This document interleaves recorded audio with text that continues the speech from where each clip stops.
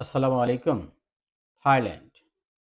Thailand এই অঞ্চলের ভিতরে একটা উদীয়মান কান্ট্রি যেখানে শুধুমাত্র, শুধুমাত্র ফলের বাগানে ওয়ার্ক পারমিট ভিসায় মাত্র ১.৫ থেকে ৩ মাসের ভিতরে ৳৪০,০০০ বেসিক বেতনে যাওয়ার সুবর্ণ সুযোগ।